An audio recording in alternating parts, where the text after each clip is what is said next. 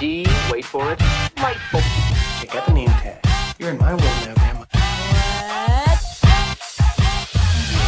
What's up, nerds? So I got done watching Superman and Lois, and I have to say I liked this episode. Now, this is the last episode. It's going to go on hiatus until May 18th, I think, which means the show is probably going to have an overhaul, and it's going to get crappy after this because you know how these things go. The people get involved in this show. This show had a little bit of controversy at the beginning of it anyways. There was a writer that complained about stupid stuff, and it was probably nobody liked her and she got fired, yada yada. Anyway, so this episode I thought was good. I still have a little bit of problem with Jordan, although I did like him a little bit more in this episode. And again, I like Jonathan. I feel like he got the crap end of the stick, and he's always trying to compromise and everything. And yeah, so this show, like I said, is really good. I think that, and I have some thoughts about Superman, but I want to talk about them after I do the breakdown. And speaking of which, but before I get started, I just want to say that if you like what I do here and you enjoy independent content here on YouTube, please consider subscribing to my channel. YouTube is always changing up their algorithms, and small channels like myself usually get pushed to the back of the line. So I please ask that you like, share, and subscribe, and I thank you in advance. So let's get started on this breakdown. So now we start off, it's a regular day in Smallville. People are plowing their crops and everything, and Superman, the boys come down and everything, and they're talking about the Harvest Festival, but they see Superman on the news, and he's saving ships and everything and planes and everything, and the boys are watching him. He's also plowing the cornfield on his mother's their property now. And he's doing it Superman style, and they're shucking corn and everything, and they're getting ready for the Harvest Festival. And Clark is just raving about this Harvest Festival. He's like, "Oh, you gotta eat elephant ears and chocolate covered bacon and everything," and talking about how it was great. He loved it as a kid. And Jonathan's girlfriend is going to come into town, and we saw her the first episode, and then they reference her in the recap and everything, like the previously on Superman and Lois. And then Jordan, they're basically talking about this thing, and he's all like, "All right, well, we'll see," and everything. So they get to school, and they're talking to Sarah, and Sarah is actually also into the Harvest Festival. She's like, it has this great quality about it and everything, and Jordan's all like, she's all like, "Yeah, you want to go with me?" And he's like, "Yeah." So it's like a date, and it is a date kind of thing. And then Jonathan gets a call from the girlfriend, and she breaks up with him the night before she's headed in. And he's like, "What's going on?" He's like, "Oh, she just broke up with me and everything over the phone." Which, don't break up with somebody over the phone. Be a human being and do it in person. Like, what is wrong with this generation? I mean, I know people from my generation have probably done it, but back in my day, we didn't have cell phones, and I didn't have cell phones until high school, and even then they were like a brick. So calm it down. So he gets broken up with. Then Superman and Lois, they're at the house, and he's gathering up all this old crap from his mom, and she's all like, "Are you sure you want to get rid of this stuff?" And he's like, "Yeah, there's people that could use it, and we're not going to use it anymore," kind of thing. "And I want to use my mom's old room as your office." And and then she gets a call from her editor at the Gazette, and this woman from the earlier episode shows up with her missing son, and he's all like, "I was in a car accident and everything," and she's all like, and then the editor is all like, "This smells like BS," and she's like, "You want to write a story, write on that my missing son came home," and she's all like, "It's very convenient that your son forgets everything," and Lois is all like, "Yep, go ahead and go," and everything. "I'm glad that you're home." And then she's all like, "This smells fishy." And she's like, "Yeah, it does." And then we get, I don't know if his name is Lex Luthor, because I don't think they've said Major Luthor's first name, but he is watching her from afar. And he's all like, wherever she is, that's where Superman is going to be. So then we go over to, I think this is the town hall, but I can't remember. It'll show up in a thing later. But and people are bringing in their old stuff. And this woman's all like, "This is all we had. We were hit hard." And she's like, "No, thank you so much for just giving this, that, whatever you can give means a lot.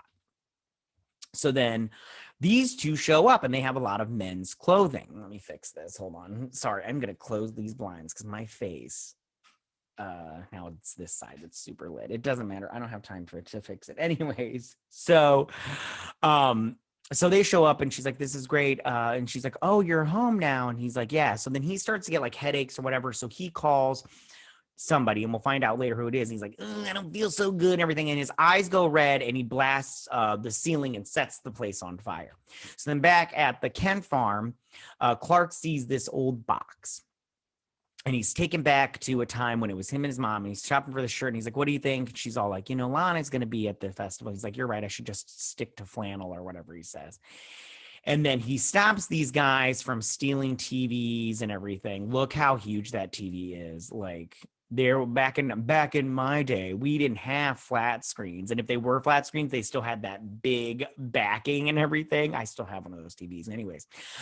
So they're 32-inch. Look at that. So they go to shoot him and he stops these robbers from taking stuff, and he's all vigilante style and everything. So then back at this place, it is set ablaze, and the fire department has showed up, and Superman's all packing it in. And Lana Lang's husband goes in to save one of his friends and coworkers, and the guy's all like, and everything. And Clark shows up, and the beam is about to fall on him and everything. And he, and everything, does his freeze breath and stops it. And he's all checking around. He's like, is this frost and everything? So I think he's going to figure something else is going on. That's the problem. Everybody's going to figure out what's going on. And that's what I don't like about these CW shows. Everybody finds out who Batwoman is. Everybody finds out who the Green Arrow is. Everybody finds out who the Flash is. It's like, stop telling people. There should only be a handful of people that know that Clark is Superman. That's it. That's it. So they're sitting here talking about the fire and everything, and she mentions some stuff, and then Jordan tells him that Jonathan got dumped. So then Jonathan, she's all like, you want to talk about it? And he's like, no, I don't want to talk about it, it sucks, yada yada yada. So then the fire department, they're talking to her about stuff. And she's like, how is he going to be and everything? And he's all like, yeah, he was a best man at my wedding, Marshall, I think his name was. And she's all like, yeah, I met him at your barbecue. He seemed like a really nice guy. So then her editor, I don't remember her name, and I feel bad about that, but it doesn't matter. I like her though. I like this editor girl. I like her a lot. I like that she's like, my Lois Lane, radar goes off and everything. So the mom shows up from before because her son's gone like missing and everything. So then back at the festival, or she's at this diner and she meets with Major Luther from alternate Earth, and he pretends to be a reporter, and he's like, I've been following you and everything. And long story short, she's all like, what do you want? And he's all like, I'm interested in this Morgan Edge story. And he's like, how about a byline? And she's like, we'll see. So then this woman is back at the Gazette, and her son is all like, I need space. And she's all like, yeah, he goes missing and now he needs more space. Like, what is that kind of thing? And she's all like, does your phone, are you on a family plan? And she's like, that's the only way you can afford it these days. And she's like, oh, and everything. AKA she's going to track the son. So then back at the farm, Jordan's, all, happy to go on his first date kind of thing. And then Jonathan's super pissed. And he's all like, I want to go back to Metropolis. A friend's brother who just got back from college, he's got a spare room. And he's like, you're not going to Metropolis to live by yourself. And he's like, why don't I get to go? That was where my whole life was. I had friends. I had a girlfriend. I had a life. I'll probably never play football again like I used to, because now that's Jordan's thing. And I feel bad for Jonathan, to be honest, because he literally moved to this place. He has done everything. He has sacrificed so much in this show. I think that he has sacrificed the most, and he's always being asked for more. And we'll find out later on in this episode. I mean, he gives up so much, and this family just, he gives up so much to his twin brother. He gives up for his family, and it's really freaking annoying. It's so annoying that this kid gives up so much. He's the best character on the show, in my opinion.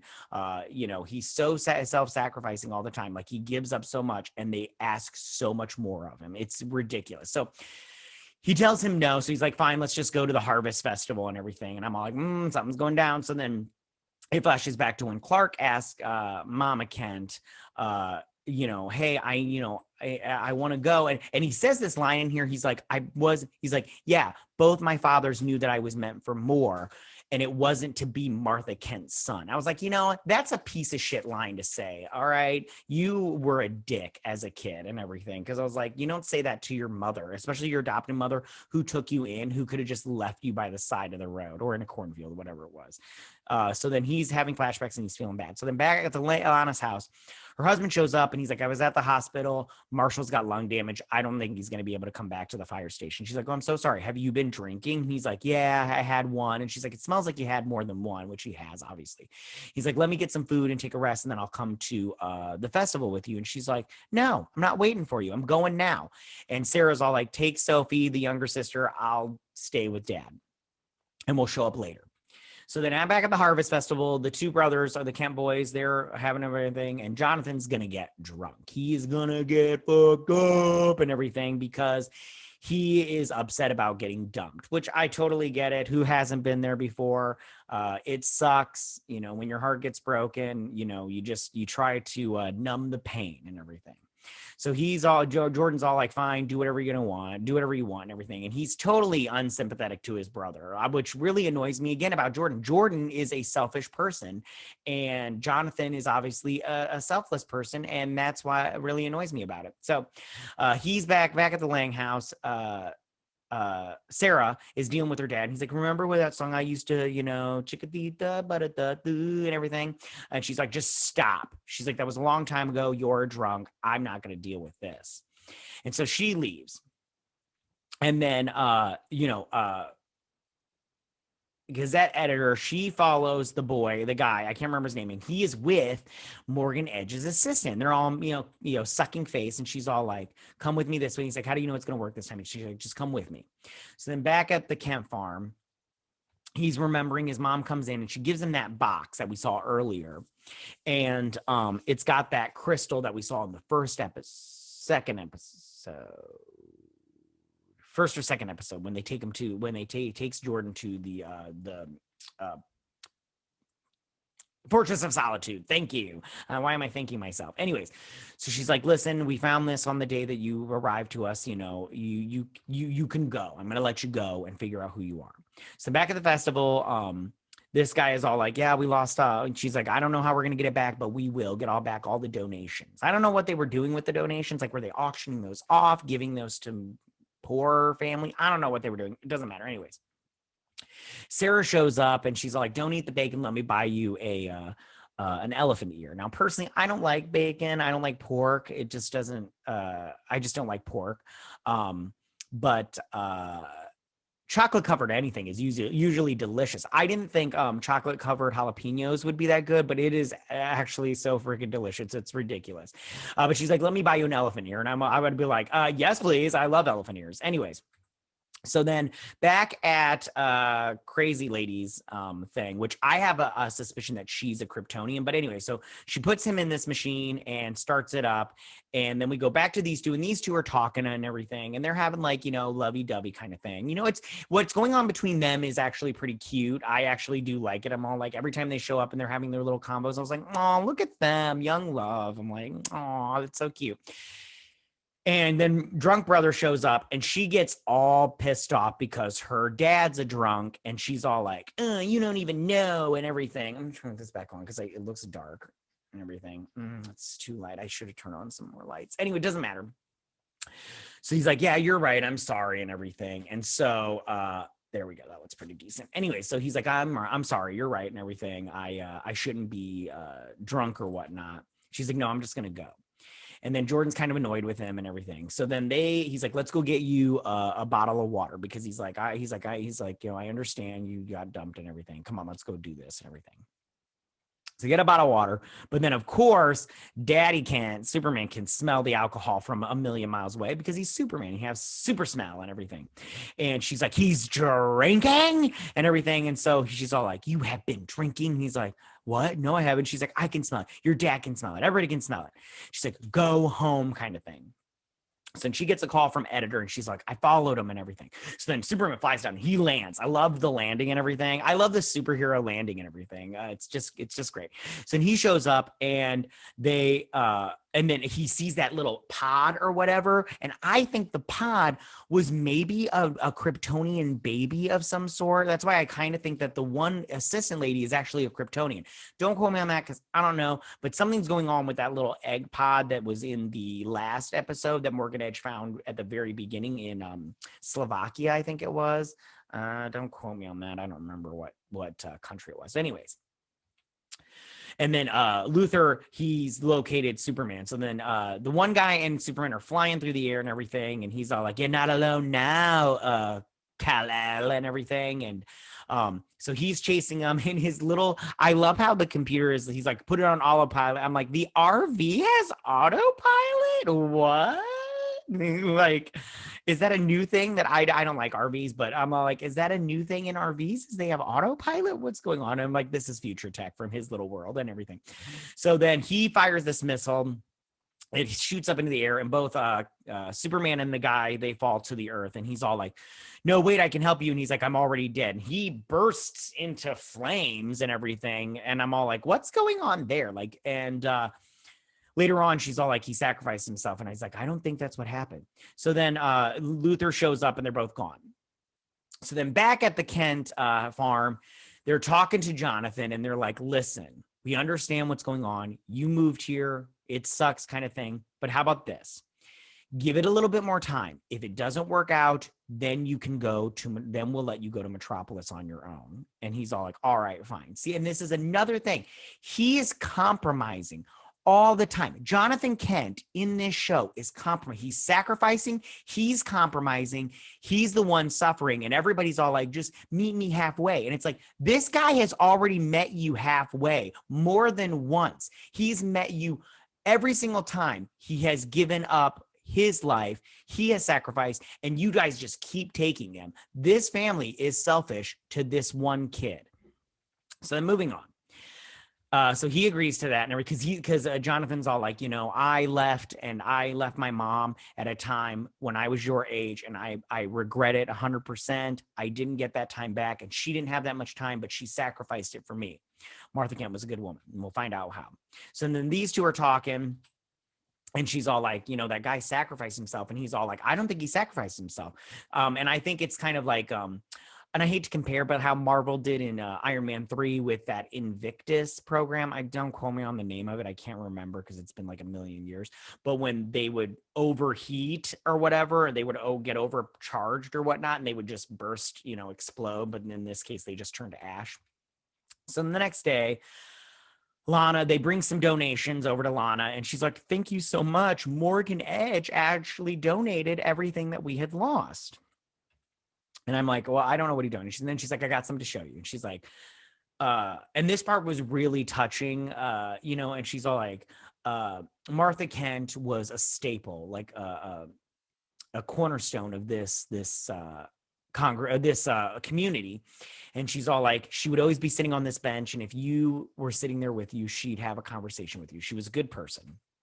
And it sounded like Martha Kent was a good person because she had paid off her farm, and then she had mortgaged it over to give people in the community money when they needed it the most. So they donated this bench to her. They just put a plaque on it. I was like, oh, you should put a statue of her there. That would have been way better. But they just put a plaque there that said the Martha Kent. And then we go back to when she says goodbye to Clark. And she's like, the train will be here any minute and everything. And she's like, Clark, go find out who you are kind of thing. And then she's crying, and I felt bad for her because that must have been hard. And so he's remembering that.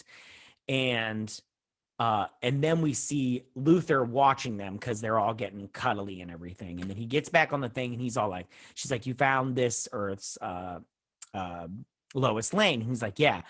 But she's with the wrong person or whatever. And then it goes back to his Lois Lane, and he was actually in a relationship with her. I'm pretty sure they're married. She's like, come back to me. Oh, I got dark real quick.